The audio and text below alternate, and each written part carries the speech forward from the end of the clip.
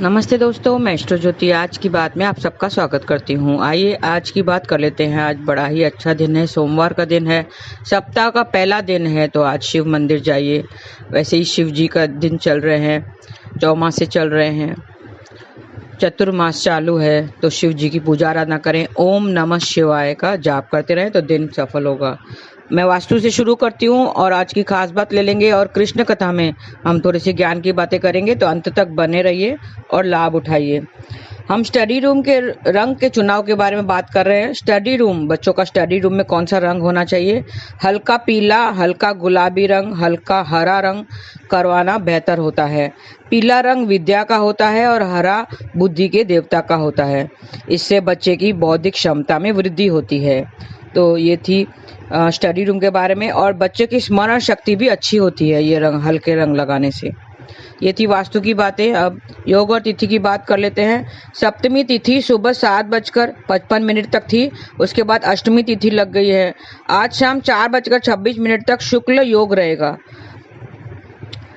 शुक्ल योग भी अच्छा शुभ योग होता है। शुक्ल योग में किए गए कार्य में सफलता अवश्य मिलती है। आज सुबह 8:33 के बाद विशाखा नक्षत्र लग जाएगा। विशाखा नक्षत्र 16वां नक्षत्र है। विशाखा मतलब विभाजित होना या एक से अधिक शाखाओं वाला। तो सजाए हुए घर के द्वार को विशाखा नक्षत्र का प्रतीक चिन्ह माना गया है। विशाखा नक्षत्र के स्वामी देवगुरु बृहस्पति हैं और इसके तीनों चरण तुला राशि में आते हैं, चौथा चरण वृश्चिक राशि में आते हैं। इससे शक्ति, समृद्धि, सुंदरता, उपलब्धियां, खुशियों से जोड़ा जाता है। तो ये भी शुभ नक्षत्र है। विकंकत के पेड़ से विशाखा नक्षत्र का संबंध बताया जाता है। तो विकंकत के पेड़ की आज पूजा आराधना करें और उसे किसी प्रकार का नुकसान नहीं पहुंचाएं। ऐसे कई स्थानों पर पिंडारा के नाम से भी ये जाना जाता है। विशाखा नक्षत्र के दौरान विकंकत के पेड़ की उपासना करनी चाहिए और इसे किसी प्रकार की क्षति नहीं पहुंचाए। ऐसा करने से आपको धन दौलत में बढ़ोतरी होगी। आज की खास बात ले लेते हैं। आज तुलसीदास जयंती है। आज गोस्वामी तुलसीदास जी की जयंती मनाई जा रही है। श्रावण शुक्ल सप्तमी को गोस्वामी तुलसीदास की जयंती होती है। सावन शुक्ल सप्तमी तुलसी धर्यो शरीर, ऐसा बताया गया है। तुलसीदास जी भगवान राम के चरित्र मर्यादा से प्रभावित थे। उन्होंने अवधी भाषा में श्री रामचरितमानस ग्रंथ लिखा था। तो आज उनकी जयंती है। और रामचरितमानस की चौपाइयों का पाठ हर परेशानियों को मिटाता है। आप एक एक चौपाई लेंगे तो वो हर एक कष्ट को दूर करने वाली होती है। हर एक कष्ट का निवारण रामचरितमानस में आपको चौपाइयों में मिल जाएगा। आज तुलसीदास जी की कुछ चौपाइयों का पाठ जरूर करें। बच्चा को होशियार बनाने के लिए विद्या प्राप्ति चौपाई का 21 बार जप कीजिए। विद्या प्राप्ति चौपाई कौन सी है? अल्पकाल सब विद्या आई, गुरु ग्रह परन गई रघुराई। अल्पकाल सब विद्या आई, गुरु ग्रह परन गई रघुराई। ये ऐसा आप जाप करेंगे तो बच्चे होशियार बनेंगे और उन्हें विद्या की प्राप्ति होगी। ऐसे 2-4 आप कष्टों को दूर करने वाले 2-4 आप चौपाई पढ़ेंगे, आज जरूर पढ़ें और उनका लाभ उठाइए। और प्रेम भाव बढ़ाने के लिए एक चौपाई है, वो आप स्मरण कीजिए। सब नर करहि परस्पर प्रीति, चलहि स्वधर्म निरत श्रुति नीति। सब नर करहि परस्पर प्रीति, चलहि स्वधर्म निरत श्रुति नीति। ऐसे प्रेम भाव बढ़ेगा। ऐसे ये चौपाई की आप 21 बार जाप करेंगे तो आपका प्रेम भाव बढ़ेगा। अच्छे स्वास्थ्य के लिए भी है। ऐसे संतान की इच्छा के लिए भी आपकी चौपाई है। तो आप ये कीजिए, जैसे प्रेम गगन कौशल्य निसी दिन जात न जान, सुत स्नेह बस माता बाल चरित कर गान। संतान की इच्छा अगर कोई रखता है तो उसके लिए ये चौपाई है। प्रेम गगन कौशल्या निस्दिन जात न जान, सुत स्नेह बस माता बाल चरित्र कर गान। ये आप करेंगे तो आपके संतान की प्राप्ति होगी। और संकटों से बचने के लिए, सब संकटों से आपको बचाव चाहिए तो उसके लिए है चौपाई। दीन दयाल बिरदु सब भारी, हरु नाथ मम संकट भारी। दीन दयाल बिरदु सब भारी, हरहु नाथ मम संकट भारी, एक ऐसा आपको जाप करना है तो संकट से बचाव होगा। ये 2-3 है, आप जरूर करें। आज के दिन चौपाई जरूर पढ़े, रामचरितमानस की 2-3 चौपाई पढ़े, या तो पूरा ही रामचरित्र पढ़ेंगे तो बहुत ही अच्छी बात होगी। उसमें कहीं पे एक अजामिल की कथा बताई गई है। अजामिल कौन था? अजामिल एक बड़ा ही अधर्म चरित्र का व्यक्ति था। अजामिल ने अपने बेटे का नाम नारायण रखा था, क्योंकि उसकी जब पत्नी गर्भवती थी तो उनके घर में कुछ पंडित लोग, ब्राह्मण लोग आए थे और उन्होंने बोला था कि आप अगर अपने बेटे का नाम नारायण रखेंगे तो आपका जो जीवन है वो सफल हो जाएगा। तो इसके लिए उसने अपने बेटे का नाम नारायण रखा। लेकिन अजामिल बहुत क्रूर व्यक्ति था, दुष्ट आदमी था। अजामिल ने अपने बेटे का नाम नारायण रखा। मृत्यु के समय अजामिल ने अपने बेटे नारायण को पुकारा। जब मृत्यु आए, जब यमदूत उसको लेने आए थे तो उसने नारायण नारायण करके पुकारा। मुंह से नारायण निकलते ही, नारायण का नाम सुनकर ही यमलोक के दूत भाग गए। नारायण का नाम सुनते ही यमलोक के दूत भाग गए, तो इससे उसकी जान बची। अगर आपको रोजगार ना मिल रहा हो तो आप ये जपना चाहिए। क्या जपना चाहिए? विश्व भरण पोषण कर जोई, ताकर नाम भरत अस होई। विश्व भरण पोषण कर जोई, ताकर नाम भरत अस होई। तो ऐसे आपके सारे काम बनाने के लिए ये करेंगे। तो अजामिल की मैंने कथा सुनाई ताकि आप कोई भी काम कर रहे हो, दुष्ट काम अगर कर रहे हो, बहुत पाप अगर कर रहे हो, तो आखिर में आपको नारायण का नाम ही बचाएगा। आप नारायण का नाम जपते रहिए, नाम स्मरण करते रहिए। हरे कृष्ण कृष्ण कृष्ण हरे हरे, हरे राम राम राम हरे हरे। आप ऐसा नाम स्मरण करेंगे ना। आपने देखा कि अजामिल काफी दुष्ट आदमी था। वो उसने पूरे जीवन भर दुष्ट कर्म किए थे, पाप कर्म किए थे, लेकिन उसने अपने बेटे लास्ट में मृत्यु के समय अगर उसने नारायण का उसने नाम जपा, अपने बेटे को पुकारा नारायण नारायण करके, मुंह से एक बार भी नारायण का नाम निकल गया ना तो आपका जीवन सफल हो जाएगा, उसको फिर मोक्ष की प्राप्ति होगी। तो उसने अंत समय में, वो तो दूत भाग गए, यमराज के दूत भाग गए, फिर अंत समय में उसने नारायण का स्मरण किया, नाम जाप किया और अपना जीवन सफल किया और अंत में उसको मोक्ष की प्राप्ति हुई।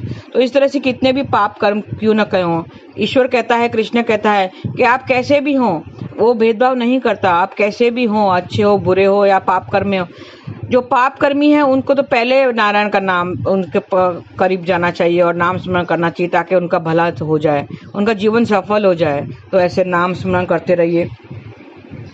और नाम आज के दिन पे आप रामचरितमानस की चौपाइयाँ पढ़ते रहिए तो आपके सारे काम हो जाएंगे। और एक है भगवान की कृपा मिलने के लिए, भगवान की कृपा मिलने के लिए कौन सी चौपाई है?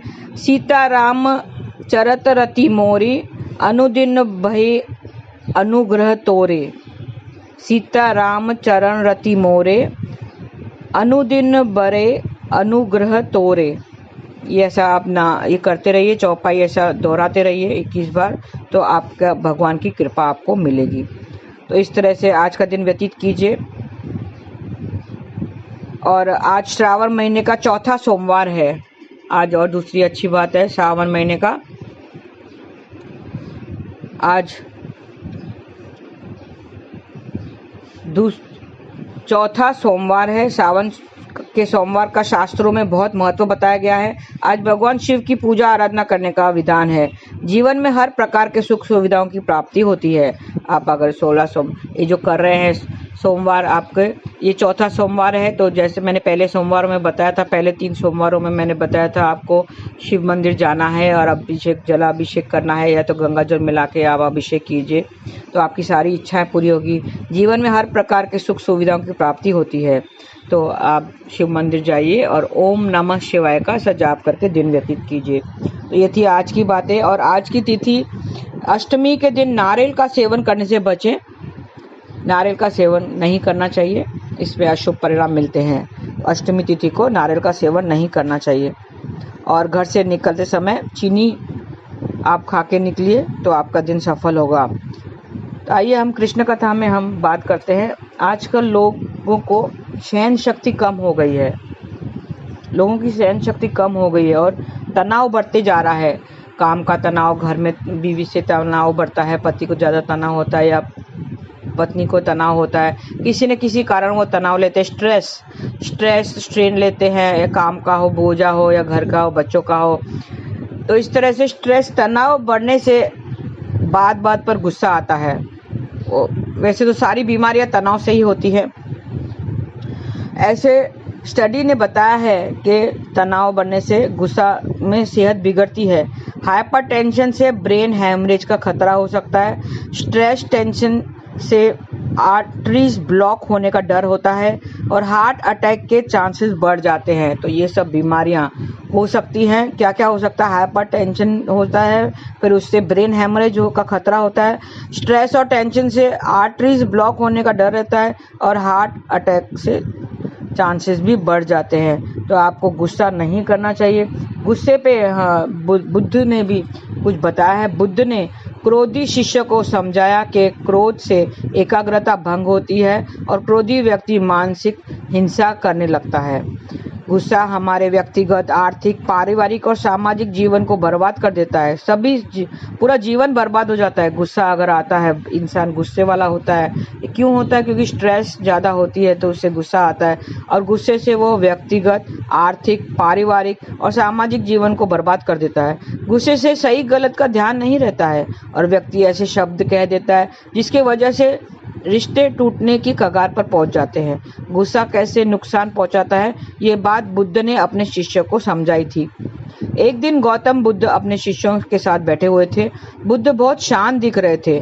सभी शिष्यों ने बुद्ध को इस प्रकार देखकर सोचा कि शायद तथागत की तबीयत सही नहीं है। शिष्य बुद्ध से आकर पूछा, आज आप इतने शांत क्यों बैठे हुए हैं? आपका स्वास्थ्य तो ठीक है ना, या आपका हमसे कोई गलती हो गई है? शिष्यों का प्रश्न सुनने के बाद भी बुद्ध कुछ नहीं बोले। वो चुपचाप बैठे रहे। उस समय एक शिष्य अन्य शिष्यों से दूर खड़ा हुआ था। वह वहीं से जोर से चिल्लाया, आज मुझे यहाँ बैठने की अनुमति क्यों है? बुद्ध आंखें बंद करके ध्यान में बैठे हुए थे। बुद्ध की ओर से कोई उत्तर न मिलने पर वह शिष्य फिर से जोर से चिल्लाया, मुझे प्रवेश की अनुमति क्यों नहीं दी गई है? मैं यहाँ बाहर क्यों बैठा हूँ? इस पर बुद्ध ने आंखें खोली और अपने शिष्य से बोले, वह अछूत है, इस कारण उसे यहाँ आने की अनुमति नहीं दे सकते। ये सुनकर सभी शिष्यों को हैरानी हुई कि बुद्ध भेदभाव वाली बात कैसे कर सकते हैं। कुछ शिष्यों ने कहा, हमारे धर्म में तो जात पात का कोई भेदभाव है ही नहीं, फिर वह अछूत कैसे हो गया? बुद्ध ने कहा, आज वह गुस्सा कर रहा है। गुस्सा हमारे मन को अशांत कर देता है। क्रोध करना मानसिक हिंसा करना है। हम किसी भी तरह की हिंसा नहीं करते हैं, इसके लिए उसे आज कुछ देर ऐसे ही खड़े रहना चाहिए। क्रोधी शिष्य भी बुद्ध की बातें सुन रहा था। अब उसे अपने व्यवहार पर पछतावा होने लगा। वह समझ चुका था कि अहिंसा ही धर्म है।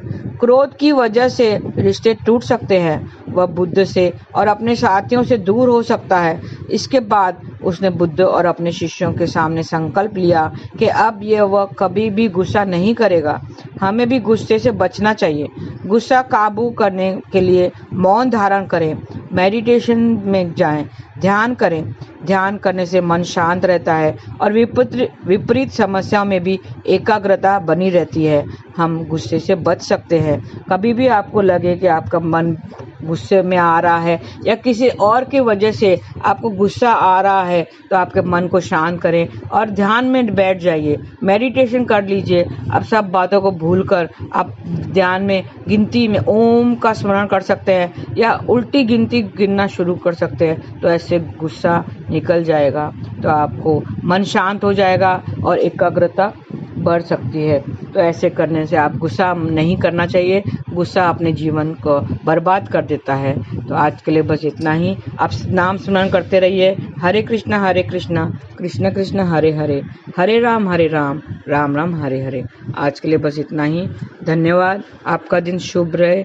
हरे कृष्णा।